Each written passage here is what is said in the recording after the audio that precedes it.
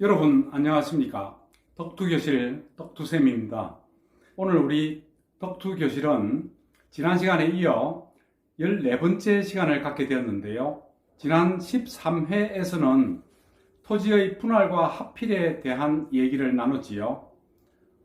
오늘은 덕투 일반과정 8번째 시간, 주제는 경공매에서 유치권에 관한 얘기로 지금 시작합니다. 시작에 앞서 아직 우리 덕투교실 구독자가 아니신 분들은 지금 빨강색 구독과 좋아요 버튼을 꾹 눌러주시기 바랍니다. 여러분들의 구독과 좋아요 응원에 힘입어 더욱 열심히 하겠습니다. 부동산 경공매에 관한 관심을 갖고 뛰어들기 전에 꼼꼼히 잘 따져봐야 할 문제 중 하나가 바로 유치권입니다. 유치권은 타인의 물건이나 부동산에 대해 공사대금 등 받을 돈이 있는 경우 채무를 해결할 때까지 해당 물건이나 부동산을 유치, 보관하는 권리를 말하는데요. 예를 들어 세탁소에 옷을 맡기고 세탁비를 지불하지 않았을 때 이 비용을 받을 때까지 옷을 돌려주지 않고 보관할 수 있는 것이지요. 부동산 경공매 물건 중 유치권이 신고된 물건이 증가하는 추세인데 그중 90% 정도는 허위이거나 실제보다 공사비를 부풀린 것으로 파악되고 있습니다. 이처럼 가짜 유치권이 많긴 하지만 실제 유치권이 성립되는 물건에 잘못 입찰했다가 낭패를 볼 수 있으니 사전에 철저하게 잘 알아봐야 합니다. 유치권은 등기상에 나타나는 권리가 아니기 때문에 파악하기 쉽지 않습니다. 이뿐 아니라 허위인지 진짜인지 명확한 답을 내기가 어렵고 경우에 따라 결과가 달라질 수 있어 까다로운 문제가 되곤 하지요. 보통 유치권자가 주장하는 금액은 수천만 원에서 수억 원에 이르는 경우가 허다하게 많습니다. 유치권 신고가 있을 경우 해당 경매 물건은 유찰되는 경우가 많고 자연히 낙찰가도 점진적으로 낮아지게 됩니다. 반대로 생각하면 유치권만 잘 해결할 수 있다면 수익률을 올릴 수 있는 셈이 된다는 얘기가 되지요. 이 때문에 경매 고수들 사이에서는 경쟁률이 낮고 수익률이 높은 유치권 물건이 아주 관심의 대상이 된답니다. 하지만 유치권에 대해서는 법리적으로 충분한 이해를 마스터한 상태에서 접근해야 합니다. 유치권 성립 여부를 파악하기 위해 현장을 뛰어다니면서 관계자나 이웃 등을 만나 정보를 수집하는 일은 필수입니다. 유치권은 등기상으로는 확인이 불가능하고 현장에 가 보면 유치권을 행사하는 현수막이 걸려 있거나 유치권 행사 중이라는 글이 벽에 쓰여 있는 경우가 많이 있지요. 유치권자는 우선 변제권이 없어 경매에서 배당을 받지는 못합니다. 하지만 유치권이 낙찰자에게 인수되기 때문에 낙찰자인 새 주인에게 변제를 요구하거나 기존 주인에게 돌아갈 배당금이 있을 경우 이 돈을 압류할 목적으로 경매를 신청할 수 있습니다. 유치권은 당사자의 의사와 관계없이 일정 요건을 갖추면 법률상 인정이 되는 담보물이라고 봐야 하는데요.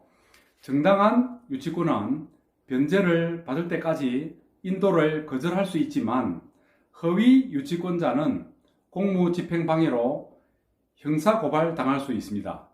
유치권 관련 현장조사 시에는 우선 점유자가 누구인지를 정확하게 파악해야 하는 게 급선무입니다. 유치권이 성립하려면 유치권자가 직간접적으로 해당 물건을 점유하고 있어야 하므로 현재 살고 있는 사람이 소유자나 임차인이라면 유치권이 성립하지 않습니다. 내부를 들여다볼 수 있다면 어떤 공사가 이루어졌는지 확인한 뒤 시세와 수요가 어느 정도인지 알아봐야 하겠지요. 유치권자가 주장하는 금액을 모두 물어준다는 가정하에 시세와 입찰 최저가의 격차를 따져본 다음 경매에 참가할지 여부를 결정해야 합니다. 유치권이 성립하지 않거나 적절한 선에서 합의가 가능한 상황이라면 관심을 가져볼 만하다고 할 수 있습니다. 우리 덕투교실에서도 유치권에 대해서는 매우 중요한 부분이라 여기고 있기에 이제부터 자막을 보면서 좀 더 상세히 알아보도록 하겠습니다.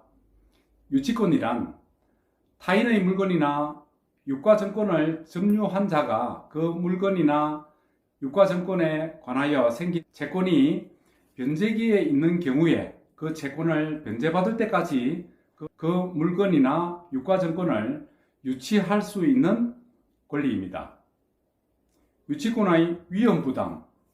첫째, 유치권은 등기되지 않고 유치권자가 유치권을 신고할 의무도 없습니다. 둘째, 유치권을 주장하는 자가 유치권을 신고한 경우에도 법원은 유치권의 진정성 여부에 대한 심사를 하지는 않습니다.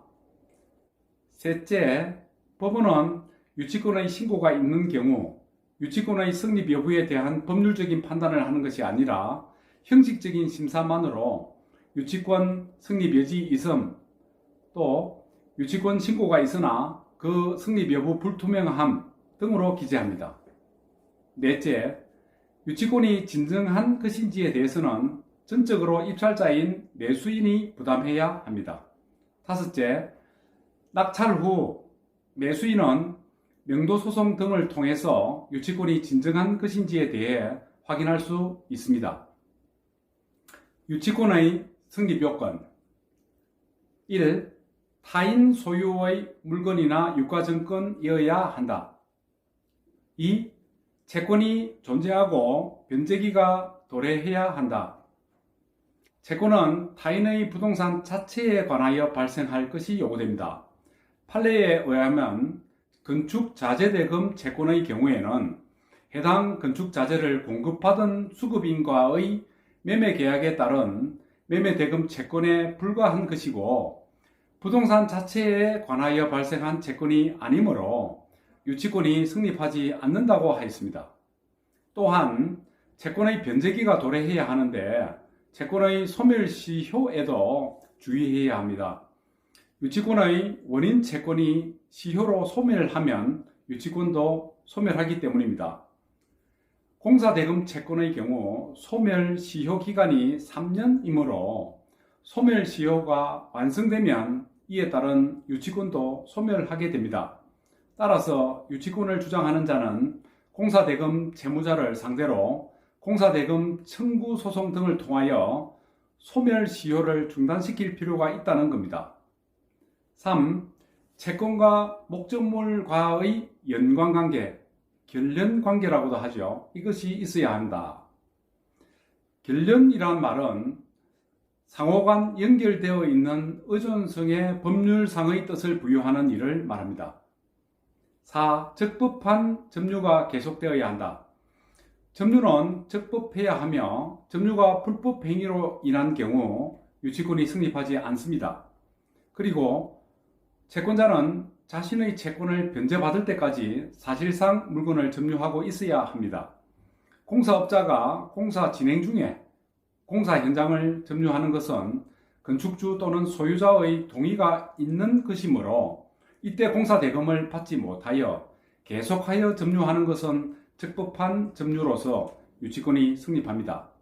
그러나 공사업자가 일단 건물을 완공하여 인도했거나 공사를 중단하고 공사 현장을 떠난 후라면 그 후 건축주 또는 소유자의 동의 없이 공사 현장에 다시 돌아와 강제로 점유 시 불법 점유가 되어 유치권이 성립하지 않는다고 봐야 합니다. 한편 적법하게 점유하고 있던 중 강제로 점유를 침탈당할 때에는 점유 회수 청구 소송을 할 수 있고 승소 시 처음부터 적법하게 점유를 계속하고 있던 것으로 간주됩니다. 점유의 방법으로는 후에 유치권 관련 분쟁을 대비하여 외부에서 명확하게 인식될 수 있도록 하는 것이 좋겠는데요. 예를 들어 건물 입구에 유치권 행사 중임을 알리는 현수막을 설치하고 관리인 또는 경비인을 주둔시키고 건물 입구에 자물쇠 등 시건 장치를 갖추는 방법 등을 생각할 수 있겠지요. 5. 대항력이 있어야 한다. 부동산 경매와 관련하여 유치권을 주장하려면 대항력의 요건을 갖추어야 하는데요. 구체적으로 압류의 효력이 발생하기 이전, 그러니까 경매 개시 결정의 기입 등기 전에 공사대금 채권이 변제기에 있어야 하고 공사대금 채권자가 점유를 개시해야 유치권이 성립합니다. 따라서 압류의 효력이 발생한 이후, 그러니까 경매 개시 결정의 기입 등기가 마쳐진 이후 유치권이 성립한 경우 유치권자는 경매 신청권자 또는 매수인, 경락인을 말하죠. 에게 대항할 수가 없습니다. 6. 유치권을 배제하는 특약이 없어야 한다. 유치권의 성립을 배제하는 특약을 하였거나 유치권 포기각서를 작성하는 등 유치권을 사전에 포기한 경우에는 유치권이 성립하지 않습니다. 그리고 유치권을 사후에 포기한 경우 유치권은 곧바로 소멸하게 됩니다. 4. 유치권의 소멸 사유. 물권의 일반적 소멸 사유. 2. 채무자나 소유자의 소멸 청구, 점유의 상실, 이렇게 세 가지 사유가 있지요.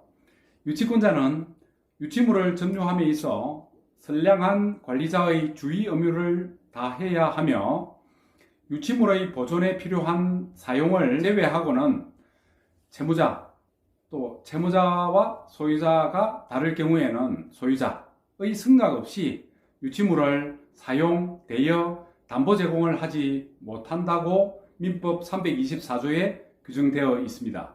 만일 유치권자가 이를 위반 시 유치권 소멸을 청구할 수 있습니다. 이와 같은 유치권의 성립 요건 모두를 충족하지 못하거나 유치권의 소멸 사유가 존재함에도 불구하고 유치권을 행사하는 자가 있다면 적극적으로 유치권 부존재 확인의 소를 제기하고 다투볼 필요성이 있겠습니다.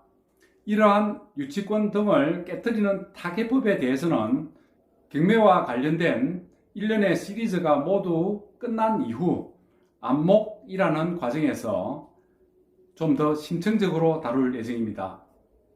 오늘은 여기까지 하기로 하겠습니다.